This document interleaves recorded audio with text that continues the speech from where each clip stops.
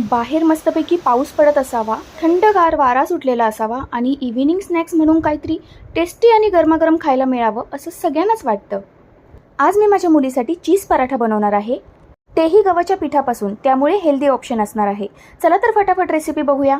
तर सर्वात आधी चपाती लाटून घ्यायची आहे. त्यानंतर त्यावर पिझ्झा सॉस, मेयोनीज आणि टोमॅटो सॉस लावून स्प्रेड करून घ्यायचं आहे. त्यानंतर अशा प्रकारे चीज क्यूब घेऊन व्यवस्थित किसणीने किसून घ्यायचं आहे व त्यानंतर त्यावर थोडासा लाल तिखट मसाला जर तुमच्या मुलांना आवडत असेल तर, किंवा चिली फ्लेक्स आणि ओरिगॅनोसुद्धा टाकू शकता. त्यानंतर थोडासा चाट मसाला टाकून अशा प्रकारे गोळा बनवून घ्यायचा आहे आणि व्यवस्थित चपाती लाटतो त्याप्रमाणेच लाटायचा आहे. आतमध्ये जे सारण आपण भरलेलं आहे ते व्यवस्थित पूर्ण चपातीला शेवटपर्यंत स्प्रेड झालं पाहिजे, अशा प्रकारे चपाती लाटायची आहे. त्यानंतर तवा व्यवस्थित तापल्यानंतर तव्याला तूप लावून चीज पराठा दोन्ही बाजूनी व्यवस्थित खरपूस भाजून घ्यायचा आहे. चला तर मंडळी, आपला चीज पराठा रेडी आहे आणि चहासोबत खाण्याची तर मजाच वेगळी आहे, नाही का?